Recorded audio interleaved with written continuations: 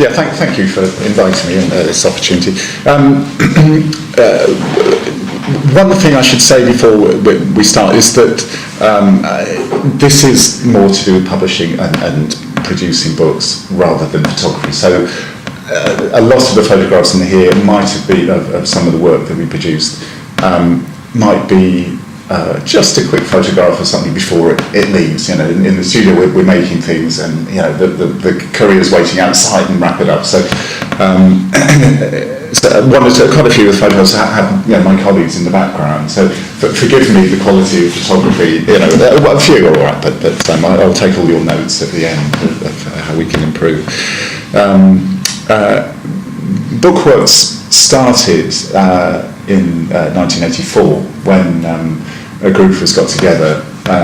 We were all bookbinders, but we were interested in using the book form as an art form. You know, that's the sort of spark that generated the whole place, and we talked about it for a while, and then we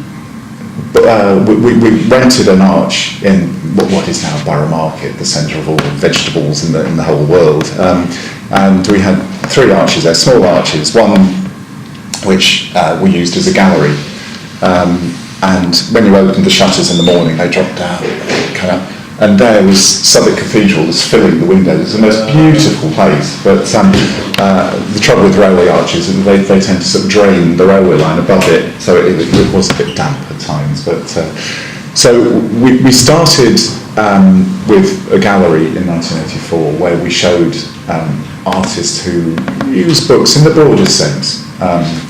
So we had a show of Diderot, Langlands and Bells. We had 2 years of exhibitions there.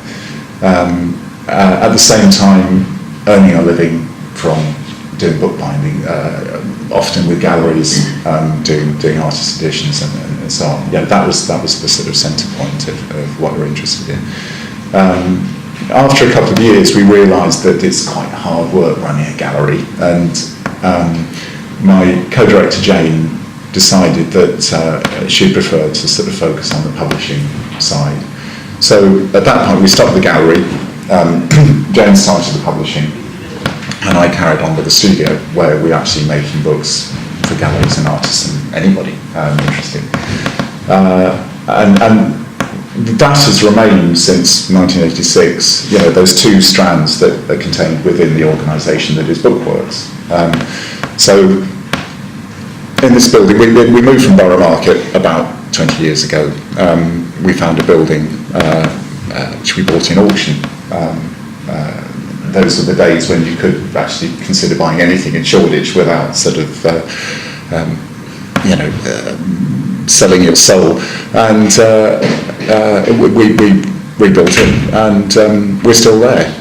Otherwise, we'd be in an industrial estate in Dagenham or something. You know, it'd be shocking. How it actually functions, the 2 sides. That's the recent one in the snow. The 2 sides operate because people often know Bookworks for one or the other. The publishing, we must have published probably about 250 books over the years. What we do is we commission artists, we approach artists a lot of the time. Sometimes we have open submissions, so we just say anybody who's interested, you know, send us the information. We might give it a subject matter or a title or something. So we've had a recent one with a new curator that we're using, sort of guest curator, and so we'll get say 150 applications or something, and then we'll sift through that, publish one out of 150. So that's, otherwise we're approaching artists that we want to work with. People do approach us all the time, but like with any book publishing, it's really hard to get your work published. Not impossible, but hard. And if you do, the way to approach it is, if you see a particular publisher's work that you like, chances are they'll probably like your work, you know, and rather than just a sort of scattergun approach of approaching all publishers, you know, see who you like and approach them. I'm not going to talk too much about the publishing today because the side of the business that is speaking now is the studio, and what we've established over the years is we don't commission, we work to commission. So people contact us and say, we want you to make something, and sometimes they've got a very clear idea of what they want us to make, and sometimes a bit of an idea, and then we can run with it and work it through. And this can take all sorts of different forms. And what I'll do tonight is initially just go through some of the areas that the studio that would how we function, and the sort of areas that we concentrate on, which will include fine art and box making, facsimiles, artist multiples, all sorts of things. So it won't be directly related to photography, but it hopefully will open your eyes to sort of things that are possible. Towards the end, I'll focus on producing short-run books and portfolios, that sort of thing, which is sort of more directly relevant. But sort of initially, I will let's see if I can practice. The first area that I'm going to talk about is our work with artists, contemporary artists. And we work sometimes on small projects, sometimes on big projects. This one is one of those big projects, and we were approached by Michael Hugh Williams, who has a gallery, and he had this idea that he wanted to do represent the 7 deadly sins as an artist book. So 7 different artists, 7 deadly sins, and the first one that we've done, which is as far as we got so far, was with Douglas Gordon. And this is the box that it comes in, which is rather low-key. And one of the things I did with this box was the outer covering of it, it's that sort of size. The outer covering of it, we printed with heat-sensitive ink. And a lot of the subject matter in the books inside is related to his hands in various ways. And actually, I hadn't told him that I'd used this ink. So when he came to see the prototype, he was sort of, he's incredible. You know, those people are incredibly hot. He sort of picked up the box and lifted it off the lid and put it down, and he just screamed because he left his handprints on the, and you know, as the paper cools, you know, you lose the colour. So there's this sort of coloration that happens. So you know, you're already kind of working with the box, and this is just the box. This is just the outside of things before you've got any further. On the inside of the box, let's go further. It's a bit more. That's my colleague. We make things by hand. It's all made by hand, you know. So it's good to show this is the set. Once that lid is taken off, it's on that base, and there's a series of 7 books inside.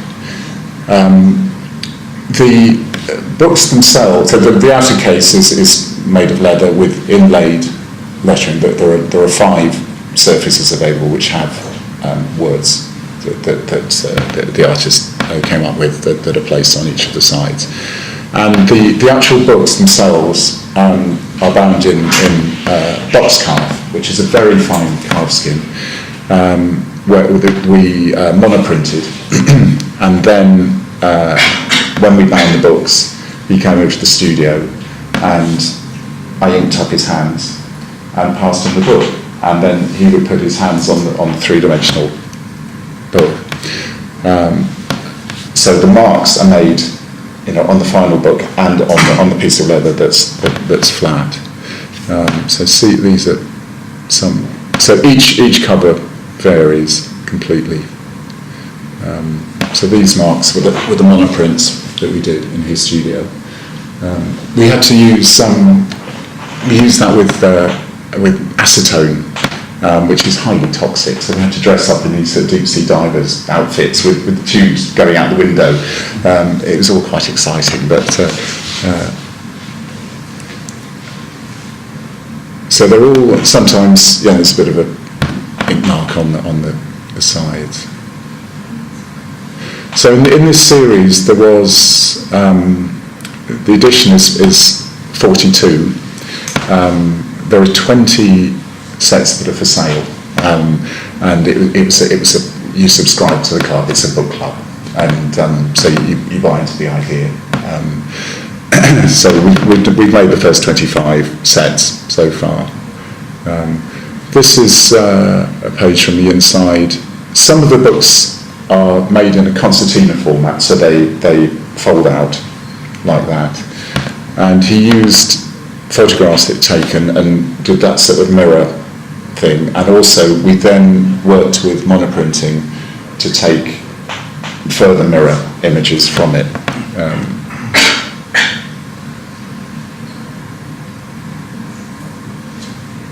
So that's one of in the set there are 7 which are concertina format and 2 which are regular book format.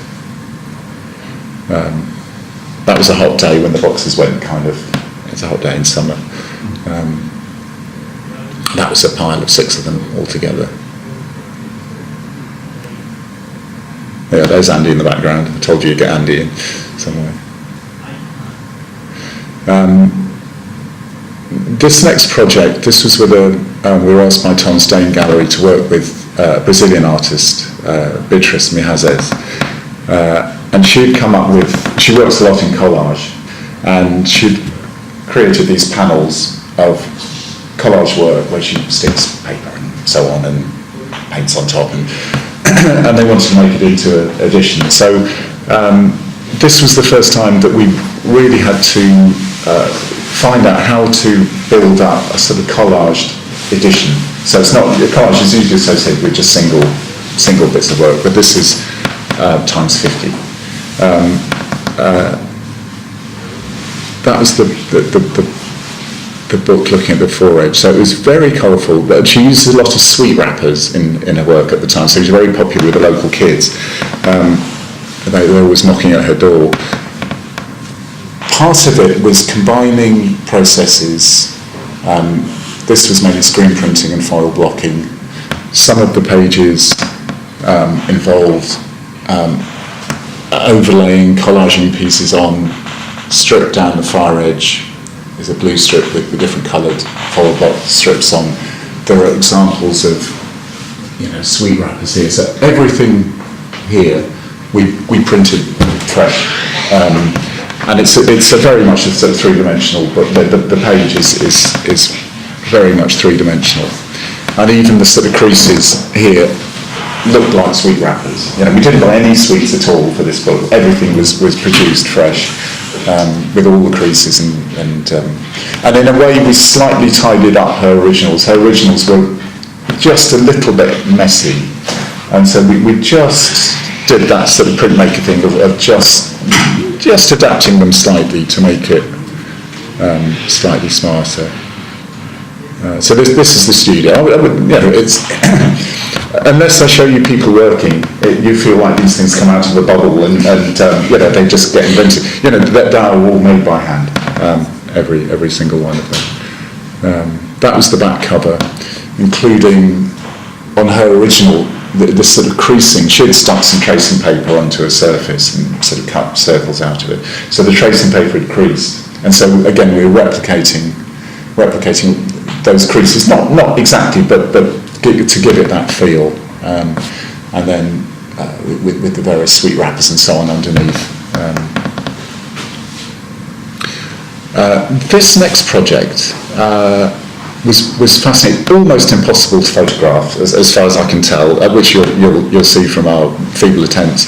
The idea was Chris Barnes had wanted to make a book showing the contours of the lakes within the Lake District, and this book was, I would say, from about here to the edge of that bench. That's that distance. So it's monstrous, absolutely huge, and we had layers of paper inside, and there are, I was trying to remember, I think there's about 40 lakes in the Lake District, some very tiny, some deep. That's the title page. And what it shows is the contours that are beneath the water. So normally you see the contours of mountains going up in a map, but this I want to show the contours of each of the lakes. And so in this huge book, the top of the first page was the top level, the top contour of however many, over 1,000 feet of the Lake District, and there was one or two lakes towards the top. So the moment that page represented, 100 feet or something, each leaf of paper, if there was a lake, then there would be a contour. So you turn these pages, and you'd gradually get to the bottom of the contours. And so a lot of the pages might have had certain contours from 2 or 3 of the lakes, and others, there was always one contour, at least one contour in each page. So we had to cut all these contours out of the pages. So that shows the page turning, so you can see the other contour at the back. But this was presumably Windermere or something. It's quite a big lake. But you could never see, of course, you could never see all of the lakes at the same time. And so the concept of it was still true. You didn't want to sort of show off. You could do a lovely thing with like all the contours to cut out of one surface, but you didn't want to do that. So as you went through the book, you were introduced to each of the contours. So it's just slowly unfolding the whole thing. And each lake had a tab that related, so you knew which lake you were looking at. Was that wasn't cut by hand? Was it laser cut? Yep, cut by hand. Cut by hand. Yep.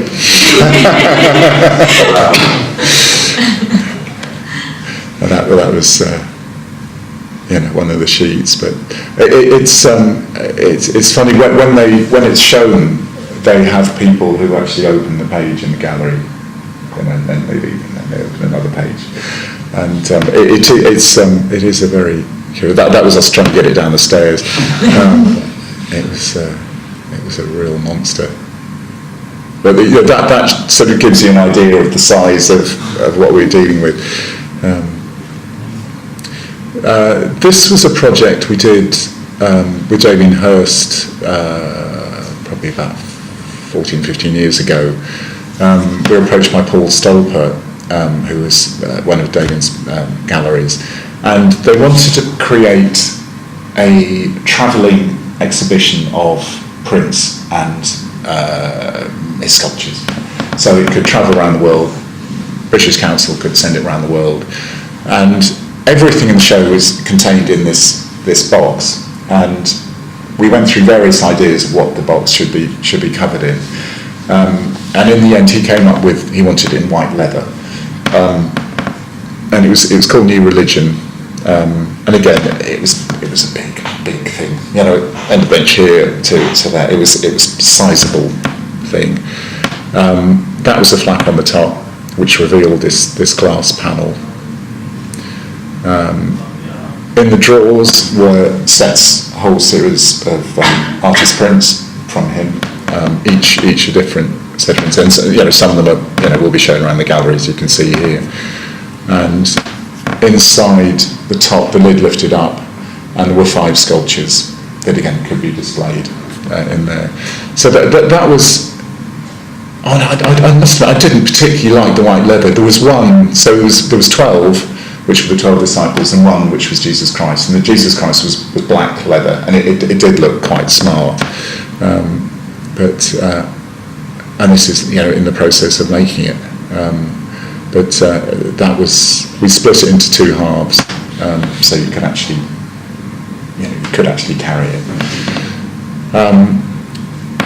This is sort of more famous. This was the box that the Damien Hirst Diamond Skull lives in. The skull itself sits in that sort of framework, and that drops inside the box. The heaven sake drops on top, and then the lid gets locked. So in a way, it was for something that is so well known and extravagant, this skull encrusted with diamonds. The actual box itself was relatively simple and low key, and hadn't it wasn't too showy. It was just a white leather box. In fact, the Judas who'd made the skull, Bentley and Skinner, had surprised him and come up with a box. They'd made this skull, which is actually, when you see it, is quite beautiful.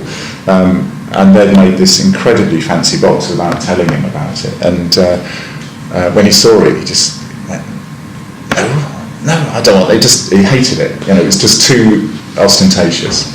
And he wanted something simpler. The piece itself is the most important thing, and this is something to carry it.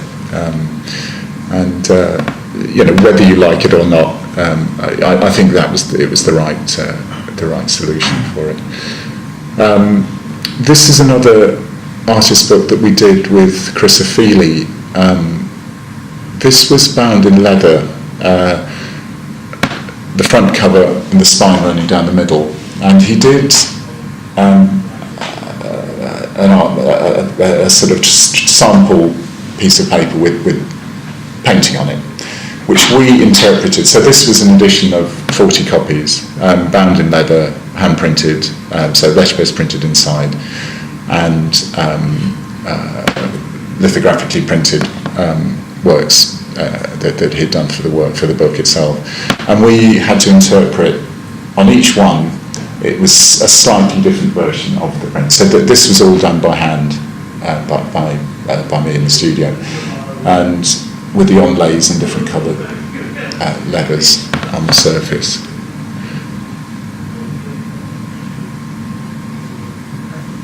It's showing you a bit of,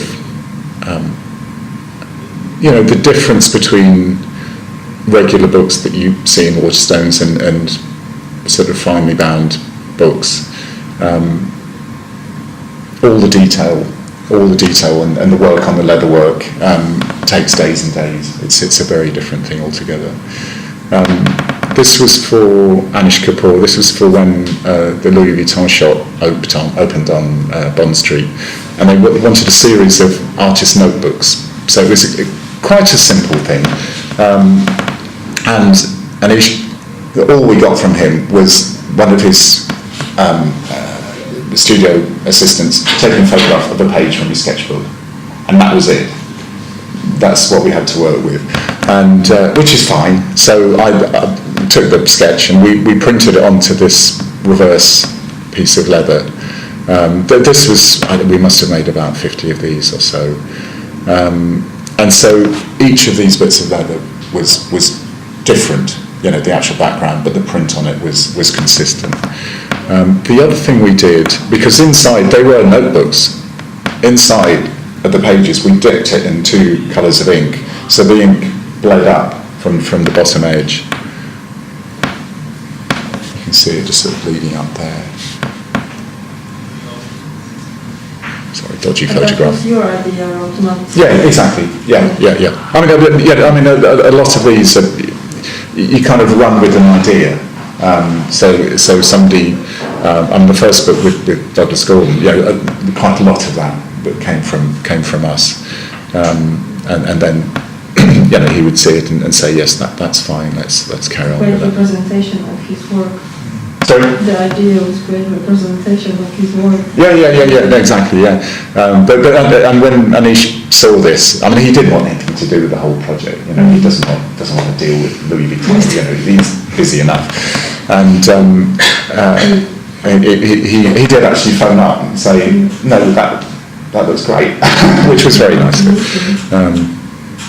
So that's all the printing laws. We did a number with other artists as well.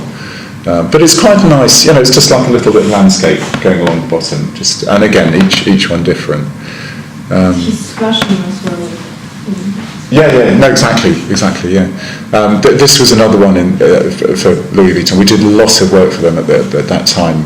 This was Mark Quinn, which was a series of existing prints published by Paragon Press, which we made into a book. And he had this image of a flower. Again, it was a decent sized book, and we did this onlays and inlays of leather onto the surface. So again, we probably made 3 or 4 of these, but it was all quite fun. So that just shows, the different layers of leather. So some would have been completely flush with the surface, and others lifting up. And this is just to show to you some of the things that are possible, but most people wouldn't have the opportunity of seeing things like this. This was Richard Leroyd, who somebody you might have come across, who's a photographer. He approached he was making a series of photographs which were all unique, and there were photographs of models, and he would take one photograph, there would be no negative, and that's all that existed.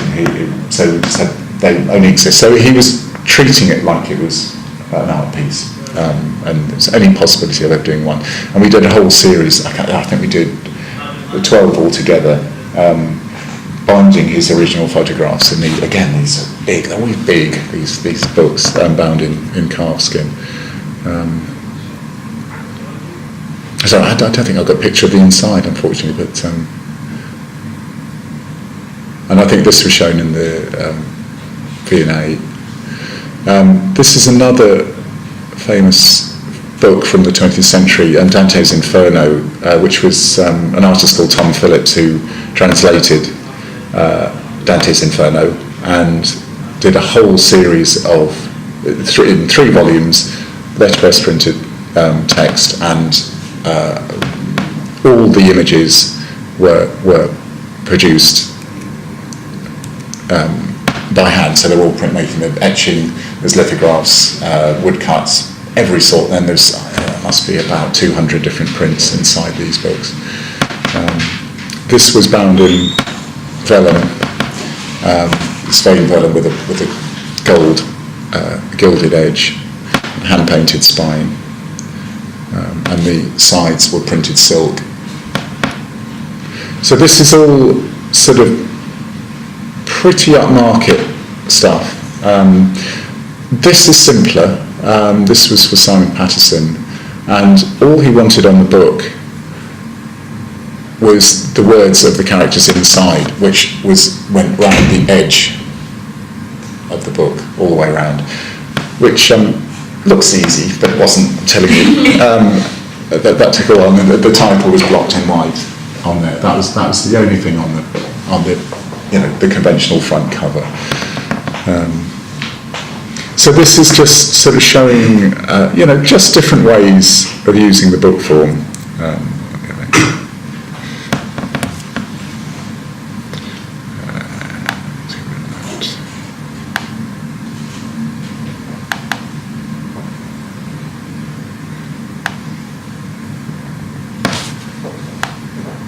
Stop.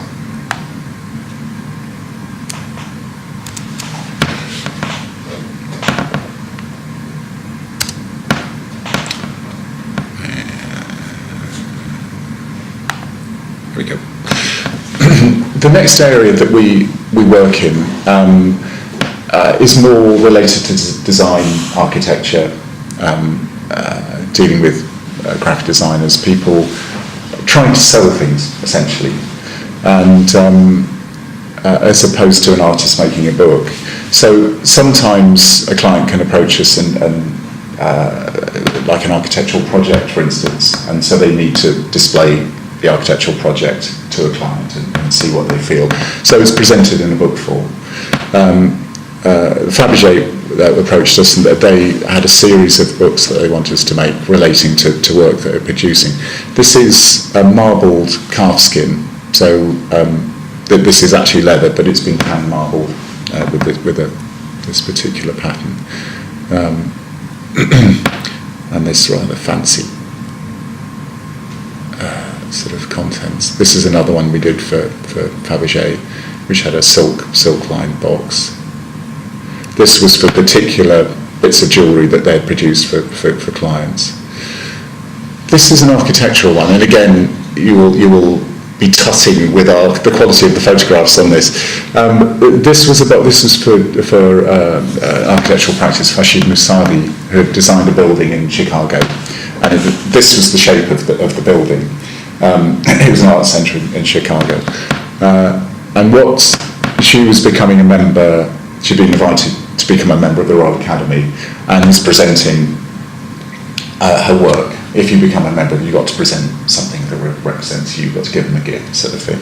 And she wanted to give them a gift that told the story of the making of this building that she just designed in Chicago. And so we made this box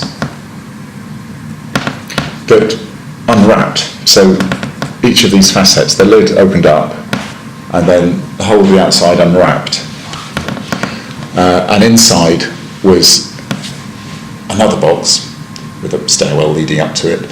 And inside that box was filled with stuff relating to various aspects of the building. So there was about 40 different bits of information in there which we produced in all sorts of ways. So this outer cover kind of unwraps like that, and we'd inserted magnets along the edge, so when you lift it up, the pieces of the wall actually want to slot into place, and then you drop the lid down and it sort of sits there. The thing is, with all these things, you get one chance of doing it right. You can't like make a couple of these just to see how it's going. There's 20,000 quid down the drain already. You have to do it first time, and this worked quite well. But it was that sort of size. That was the height of it. That was one. This is a star-shaped book. One of the elements inside that was contained inside the box. With this book in particular, with a star-shaped book, you don't have a beginning or end. So again, it's just looking at the book form in a slightly different way. That was it unwrapped again. This is another project we make. We make a lot of boxes. This was somebody who was producing these high-tech tools, which they're kind of some of these are like baby warning systems, and they're little things to have around the home that will help you supposedly. And instead of just having them into slots, in card slots, we made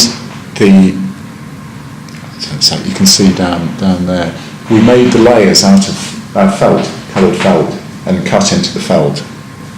And so when all the pieces are in there, you didn't really notice. When you pull the pieces out, you had this sort of flash of colour from the inside.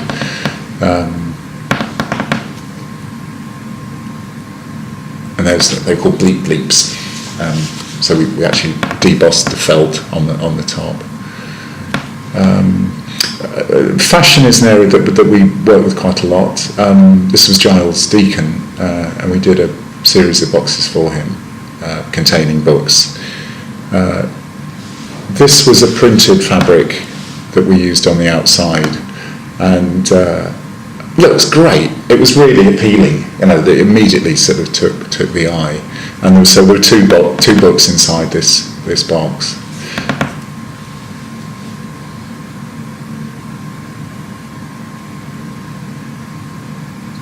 I think, yes, one of them folded out to a sort of gatefold.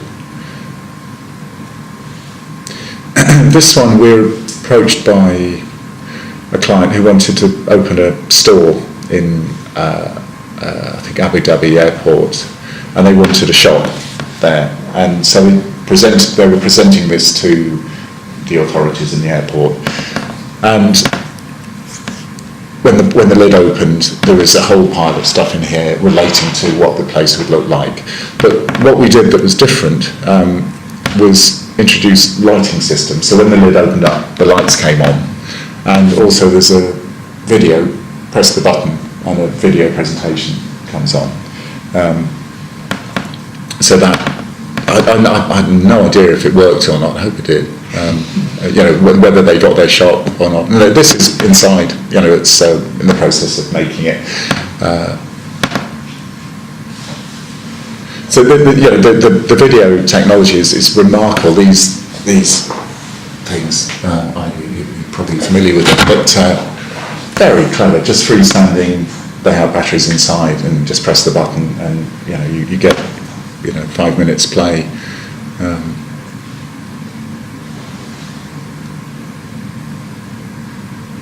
So that's sort of showing some of the nuts and bolts inside it before it all looks perfect on the outside. This was working with some architects who were presenting, developing a bit of India, an area of India, and the CD was slotted into the top there, and had 2 folders that came out. To actually get the CD out, if it sat inside that slot, we had a little trigger on the back. So you press the trigger and the CD would just jump up and you could take it out. This is a book we did with a designer called Vaughan Oliver, who designed a lot of record covers in the 90s. And he wanted to produce this book called This Rhymy River. And we used a Perspex cover, which was printed on the inside and etched with the title, so that the etching was done on the inside, screen printing on the outside. So we use a lot of material. We can use a lot of materials that aren't conventional materials, metals and Perspex and all sorts of things. This was some of the pages inside. So we did a lot of overprinting. We didn't do this in-house, but there was a certain amount of screen printing that went on in this. This was for Foster Architects, where, again, they were presenting ideas for developing an area in Milan. And inside were various folders containing the information. On the outside of the box was this metal chromed strip with the title etched in there. So this is a metal strip. So when that's sitting on the table of the businessman who's going to put money into it or whatever, it's already saying something. There's a statement being made. There's a reflective edge around here. Something's going on. They're already interested. So before anything is opened, their attention is already kind of whetted. And then we used fold blocking on some of the covers inside. This was another architectural development which came in a box, which had 2 parts, which pulled apart. So that's in a closed form, and the copper inlay sat perfectly in that centre strip, so that you couldn't push it any closer than that. And that had to be absolutely perfectly central, or it wouldn't have worked at all. So that was the book with the copper inlay. And this was another version, a slightly cheaper version of it. This was, again, using the hand idea for a publication, but just making it more formal by introducing gold lines on it. So not so fluent as what we did with Douglas Gordon. Introducing that element of formality and informality is quite interesting, I think. It sort of shows that you're not afraid to put your hands on it and make it mucky. That was in the box. A little book within a book. Book within a book is a lovely idea because people aren't expecting it. They're turning the pages, all the pages are all the same size, and if you get something smaller, it's like a different, just focuses you in a different way. It's like it's a different voice that's talking to you when you're looking at the smaller book. This is using, again, using different materials. This is leather and glass fibre material. And again, silks, and then sort of flash underneath of a different material. This is for, again, an architectural project in West London. Back to that one again.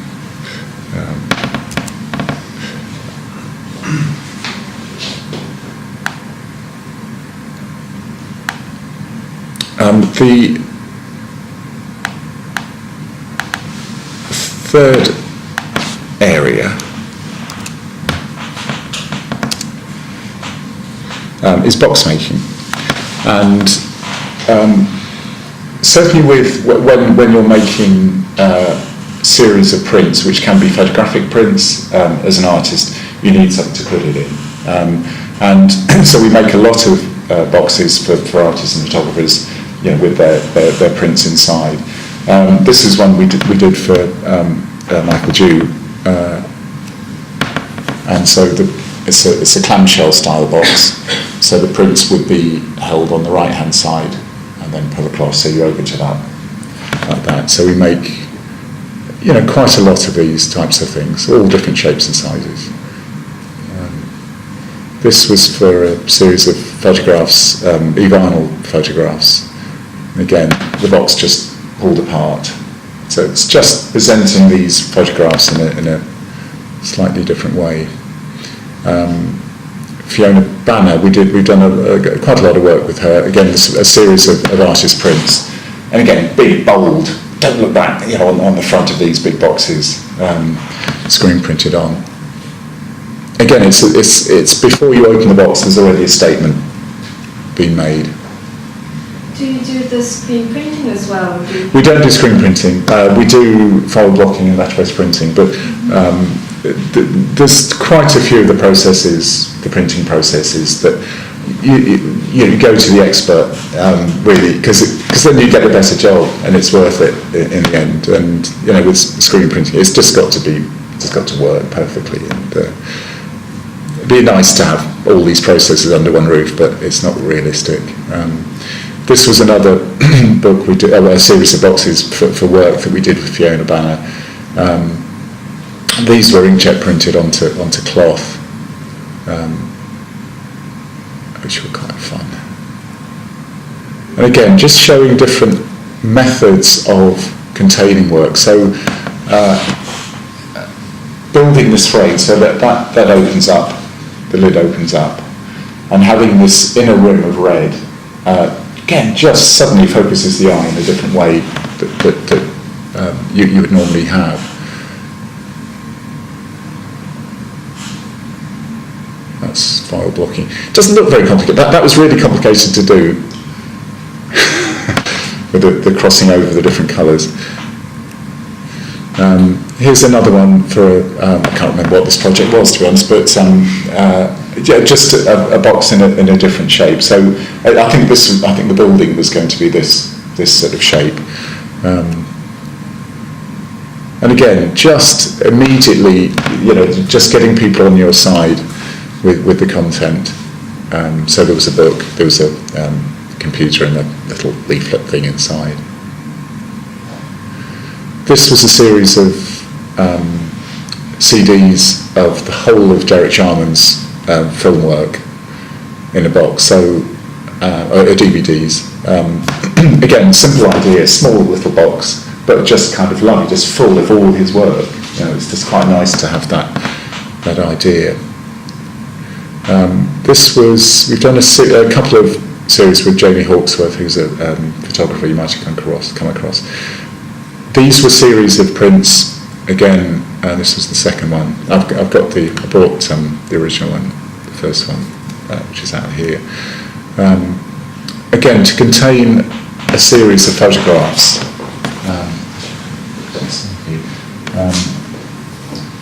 So the prints would be contained inside here, and then at the bottom you get a sort of photograph inset in the bottom as well, which is like a little bonus, and a bit of text there. So we did a whole series of these for him for about 20 of each of these, using leathers and so on. That was the back of it. So the lettering is debossed into the surface of the leather. That was the second one in the series. We also do big boxes. This is Andy and Casper working on a giant one. That's 3 of my colleagues inside the box. It was that big. We had to take the window out to actually get this. We got the piece up the stairs, but we couldn't get it down the stairs. We had to take a window out to actually get it out of the building. And we're about to start on one that's even bigger than that, a series of 6 for Gagosian Gallery. And again, this just shows this was for somebody who had different types of information that just needed containing in a box. And some of it you saw immediately, some you only saw once you lifted the little lid up.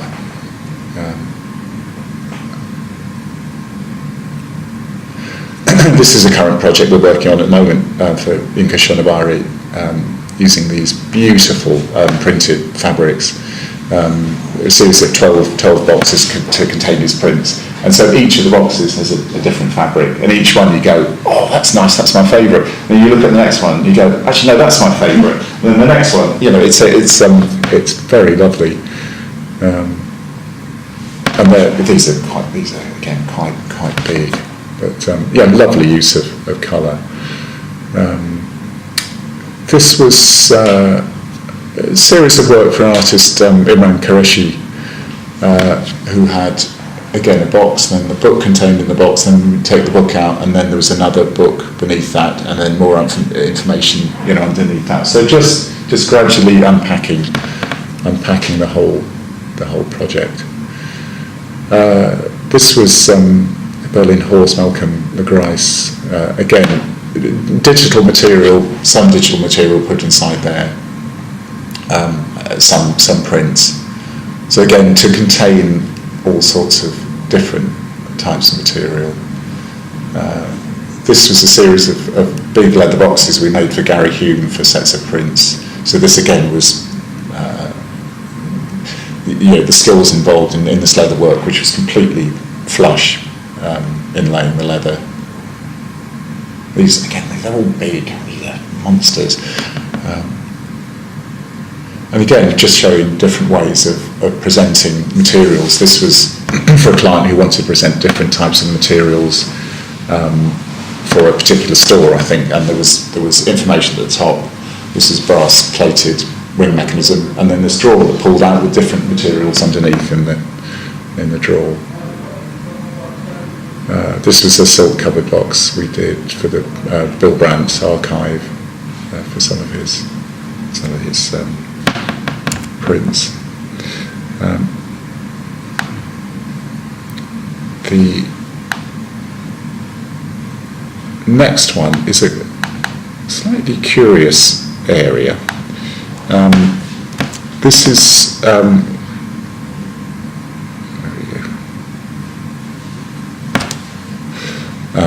facsimiles and props, and we're making more and more facsimiles, both for sale or for display in a museum. Some of this one was a miniature, which was about that size. So not these giant things. We do these tiny little things. This was a miniature book we made for a museum in Madrid, and that was the box it went into.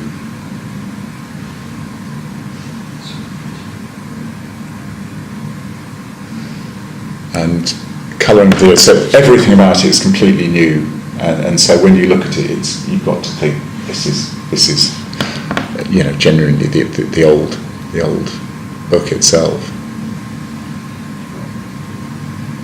This is another one we did for a publisher, which was a Hebrew manuscript book from the 1450s, which again is a replica of what exists now. It's slightly tidied up, but essentially a replica, including there would have been bands attaching there with a hook on to keep the book closed, and those are broken off centuries ago. So just replicating all that sort of age in the contemporary binding. And so these are brand new pages, but just made to look old, with all the edges were laser cut and gilded. This was inside the front cover, this sort of lattice work, cut out leather. So you had access to the original one as well? I didn't see that. We had photographs. The publisher was allowed access to take photographs, and that was it. So that was all we could work on. And a lot of it is making. This is building up to the process. So this is before we're doing any of the tooling on. So we've stained the leather a bit, so put these pot marks in. This is where the clasp would be held. Getting the wave into the pages. That was, and the embroidered headband. There were all those things, and the shape of the boards. So they were beveled on the inside. So if that's the top board, the inside goes down like that. So it's beveled, which was a traditional thing at the time. So we made probably about a dozen of these. These were the Dead Sea Scrolls for the same client. And this was for historic royal palaces for Kew House. What they want as a client is they want the book because it's they're not trying to kill anybody. They're not trying to make a forgery. They ask us to make these things so they're new from 1789. So it's brand new. It just comes out of its wrapper, and so it's brand new. So it looks kind of silly because it doesn't look old enough, but it is. But just back then. But again, showing traditional styles of bookbinding, and the cover is made out of vellum. Again, hand painted titles on it. And how long does it take to complete one like that? That would probably that's probably about 3 days doing that particular one. And again, this is another facsimile edition. Again, just finding ways of making the surfaces look old.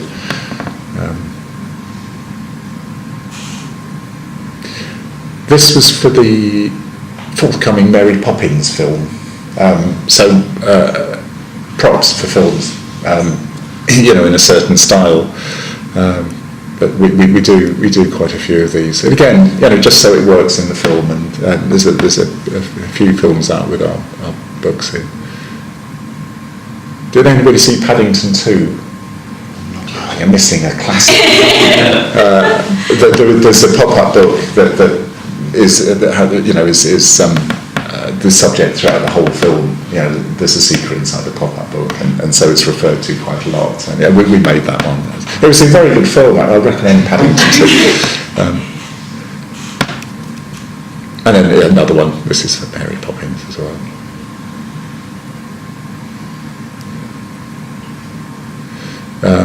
This was another. I think this was. I think something to do with the life of Shakespeare. I think it was. And again, using techniques to make things look old. These are metal bosses put on. So we made the metal bosses so they stuck up and looked genuinely old. This was for. These were all props for a book prize. And they were trying to encourage people to enter this book prize and encourage authors. So the designers designed each of these covers and would send it to a specific author. And inside was write your novel here or something. And that was it, and the rest was blank.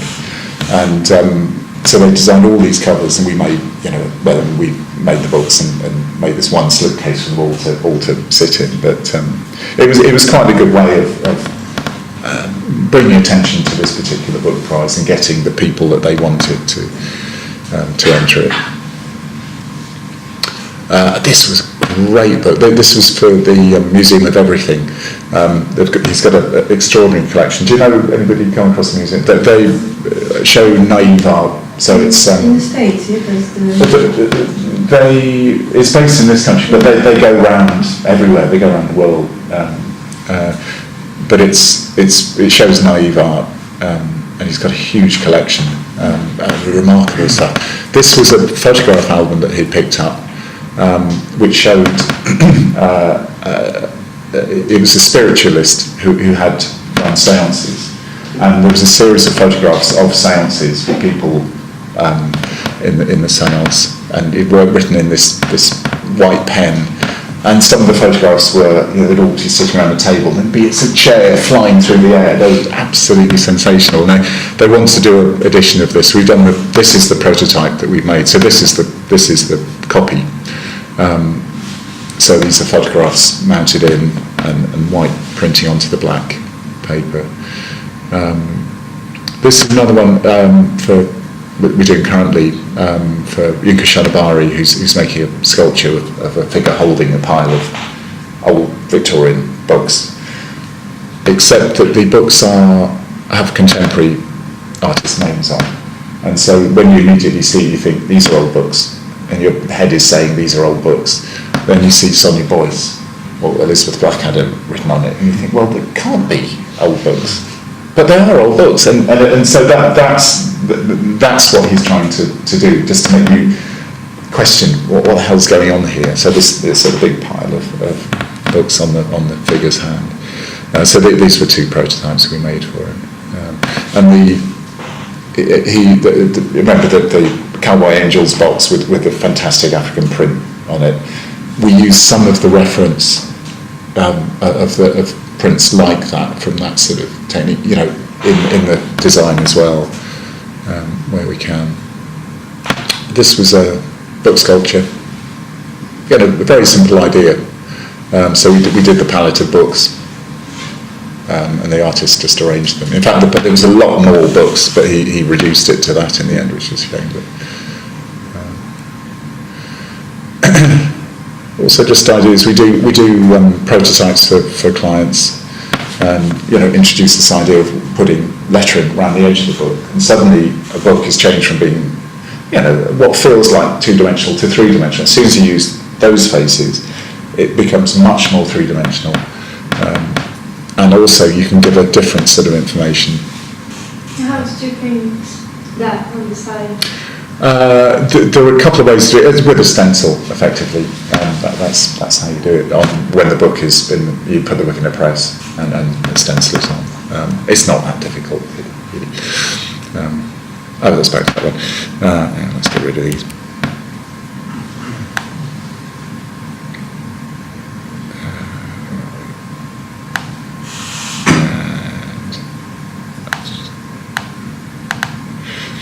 Got. This is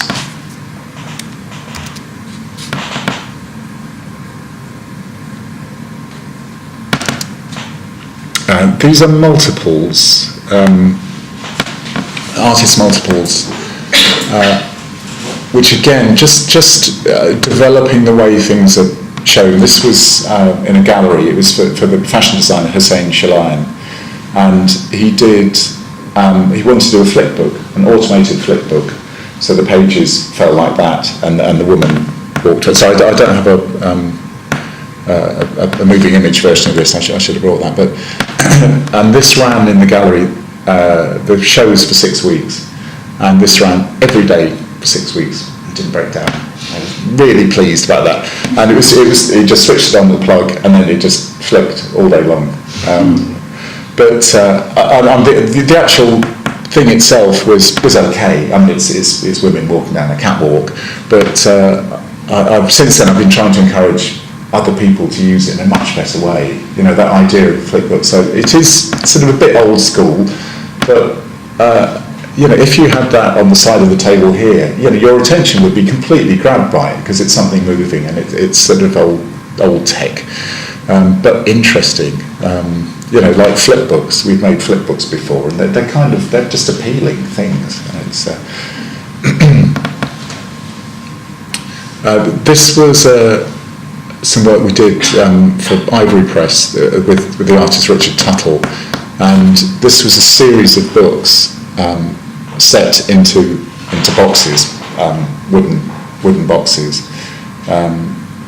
This was Elaine Foster is the publisher who's married to Norman, and this was their flat in Wandsworth, which is pretty nice. Double height ceiling. I remember going there for the first time. I came up the sort of tradesman's entrance at the back, and squeezed through the door, and there was this little office, and Elaine said, come through to the main room, and went up the stairs. and entered, and suddenly, like the whole world, it was like 100 metres of glass, double height ceiling, and that was where they lived. It was absolutely astonishing. So that was the view they had all day long, poor things. But this series of, so it was a sculptural thing, and then Richard did the papier-mâché on these boxes. And so these were 5 books that slotted in. One of the books had a slot that did that fitted at the end, and his words were on the inside.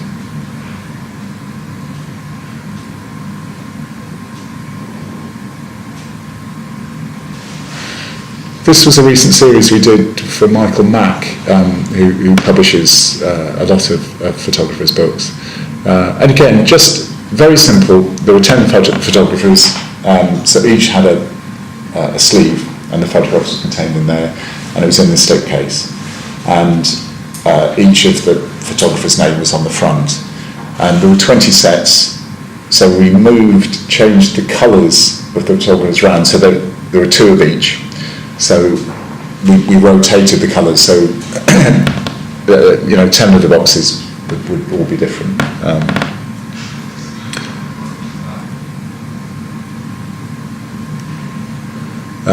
This was one we do quite a lot of work with. Katie Patterson, an artist, and she phoned up and said, I think I want to make a kaleidoscope, and where do I go to make a kaleidoscope? And I said, we'll do that, we'll make a kaleidoscope.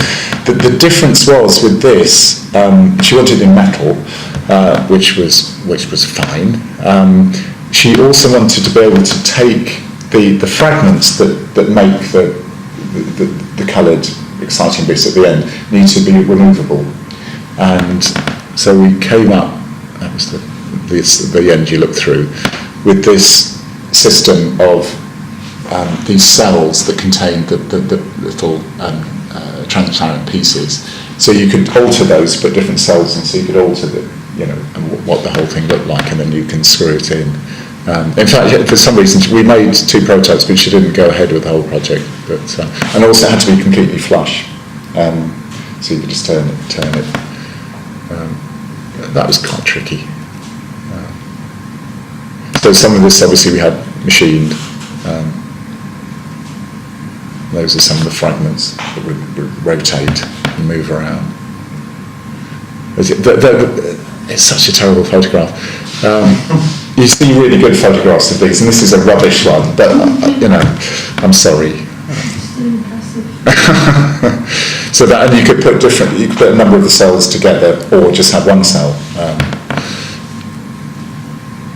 This was again, it just looks like a box, but this was a projector which we did for Jenny Holzer, an American artist, and it was freestanding, small, about that size, and you could switch it on and it would project. It would fill that wall with a projection, and this was a multiple we made for her. With this, we were trying that heat-sensitive paper the first time on it. So when the projector was working, it would actually change colour. In the end, we didn't use that, but these screws here, so the top lifted off to reveal the mechanism underneath. And again, this is more like to do with editions, collaged editions. This was again for the Beatrice Mihazes. This was for the Whitechapel Gallery, where it was building up paper collages for. This was, I think, it was 50 copies of this, but all good fun. And letterpress printing, where the type is actually impressed into the surface of the paper, so I don't know if you can see that slight sort of impression into the paper.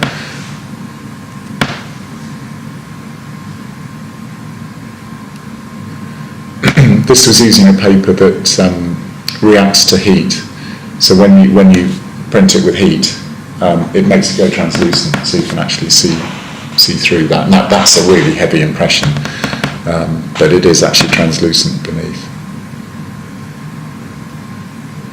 This is another collage. We were just trying something out for an artist, Marine Hugonnier. Oh, so that one's reappeared. Sorry. Finally,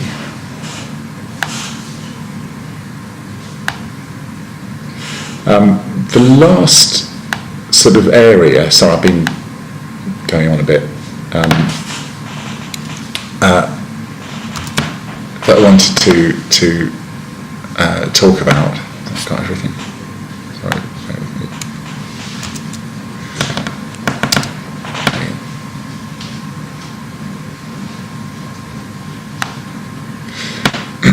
Are short run books and portfolios presenting things, and we're often approached by people to make short run books, often with artists or photographers,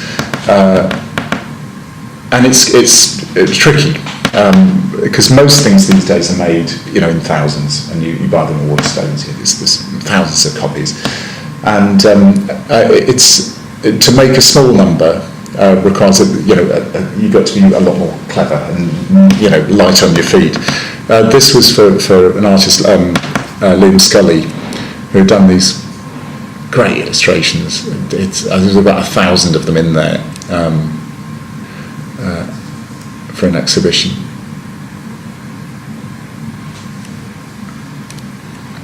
Actually, I was going to bring that one along. This was one by Simon Norfolk, which was a concertina book with inlaid photographs into the surface. I think that's... so again, just using the format, using this concertina format, just as a different way to show work. This was a great book. This was for a kids' project for a school, and it was a big book, and they'd done all the pages inside, and we decided to get the papier-mâché out and create this cover with plasticine and papier-mâché and stuff, and then get them to paint it. And so we had great fun doing that. We had it printed on the inside. Again, almost the opposite. This was an artist producing small run. 3 books in a slipcase. These were a series of drawings she did when she was just walking somewhere, and while she was walking, she was looking where she was going, but just allowing her hands to with a pencil in her hand, just allowing her hands to just draw marks. And so this was a series of different walks and marks that she'd made, while looking where she was going. But a very elegant set, line journeys.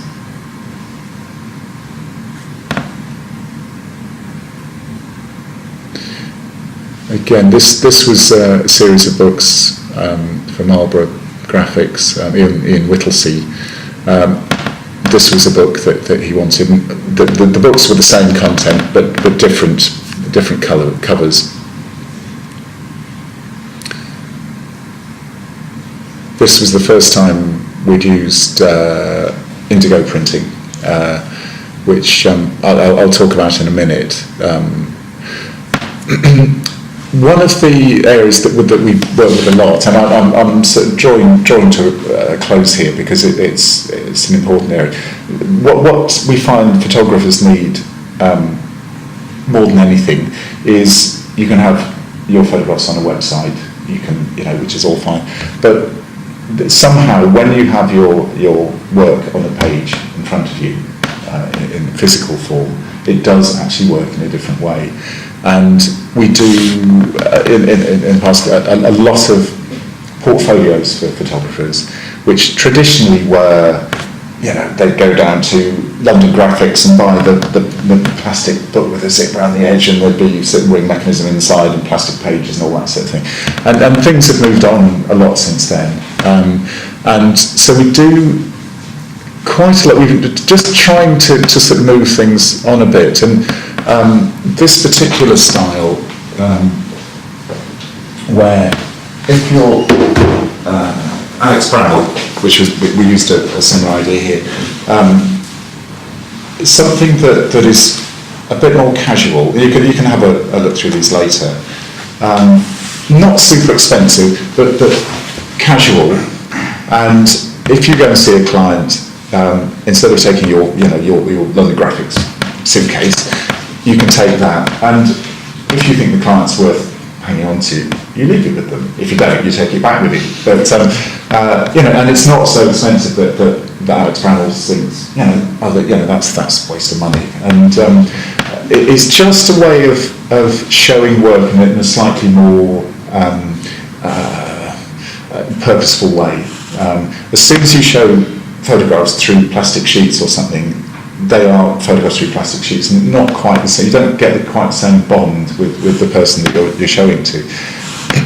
Most of Alex's work would appear in magazines or books or so on. So by actually presenting it in a book form, printed onto paper, you're already there. It looks more realistic. So recently we've been trying to just develop new ways of showing work, and of course it has to be appropriate to the type of work. So if you're a documentary photographer, you may want to show it in a different way to a fashion photographer or a stills photographer or something else. So there are different approaches you can take. I like the idea of just cutting through all that plastic and just showing something that you can actually leave with the client. So we seem to be doing more and more of this type of thing. And you've seen from a lot of stuff we've done, but there are all sorts of options. It has to be appropriate. So if you're showing your work, you don't want to show something that's necessarily super fancy. It has to be appropriate and restrained if necessary, or just show some aspect. And you have to remember the name. So generally, a dark colour with a name on it, people will remember you better. It's quite basic stuff, really. The other type of person that we've been dealing with recently is a lot of students who want to have their work shown. I brought this one on. Again, you can have a look at it later. And this woman has done Amanda Denny did a series of photographs in the book form, and there's no way she would have a regular portfolio. Her work works as a sequence of images. So by seeing it in book form, it's very intimate. It's just you in the book, and you're going through the sequence of images, building up an idea of what she wants you to think about of her work. So, and in her case, she's put text with there as well. So it's building up a story of what she has in, what she's the purpose of what she's doing. I was going to bring an old-fashioned screw binder portfolio, but I'm not, because I don't want you to do it. I don't think anybody should do that, because it's boring. And I think if your work is going to be noticed, I think it needs to be more direct and have just work better with the person you're showing it to. But the different approaches, depending on what sort of photographer you might be, I think is important. So you need to work out how best your work is going to be seen by whoever you're showing it to, and in a physical form on paper. Inkjet printing is feasible, but difficult to do double-sided. That's the problem with inkjet printing. The two other processes, these are both indigo printing, which is excellent onto uncoated paper, very, very good quality for small quantity. The other thing is laser printing, which is more conventional. It's a bit cheaper, but isn't quite as good quality. But, what's this process called? Indigo printing. Yeah. It's if you have one or two done, it's expensive, but if you have 5 or 6 done or more, it's quite cost effective. So if I came to you with my photos, what would you look after the printing, or just Yeah, we could do everything. I mean, it's a bit dangerous looking after printing for photographers I found in the past, but so far with the indigo process, the colour matching has been generally pretty good. And if it's something you're worried about, we can have some proofs done just for you to make sure, or a scatter proof, so elements of photographs onto one sheet, so you're not having to do do lots of proofs, and you can check colours and just see how the balance is. Would you expect me to already have an idea of what I want to do, or would you It's up to you. input as Actually, well? No, but we're happy to. We give input all the time. And some people know exactly what they want, and others, you can't expect to know everything. So it's, we could show you a few things and lead you in a direction, but I can't remember what else there was here. Oh, that was inside, yeah, that was Amanda's book. That's a lovely book, beautiful book, actually. That's it. That's kind of covers what we do in Bookwork Studio. The publishing, we don't publish photographers' work in the conventional sense. If it's an artist who's using photography in a particular way, or referring to photography or found images, that would interest them. We don't actually publish photographers' work, as a rule. But in the studio, we're happy whoever walks in. But anyway, if anybody's got any questions, please ask. But, A bit of a boring legal one. Your things are really unique. How do you protect your copyright? I mean, do you patent your in the design? designs? No. Because they I'm are not sure. unique pieces of art as well. I mean, some of them. Well, it's by making it in a book form.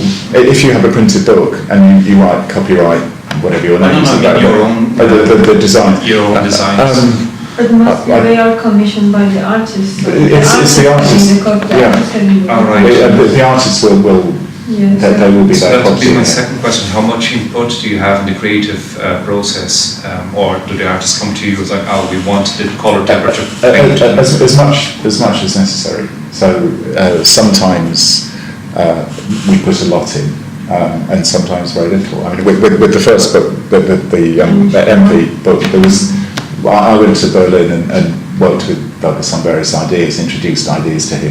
Then it sat with him, and he came back with something, and then I introduced more. So that was very collaborative. Other people just, they pretty much know what they want, or when they see it, they say, that's what I want. It's so it can be anything really. But we're happy. I enjoy that process of trying to come up with something that's just going to work, that's appropriate, has to be appropriate, and it's going to work.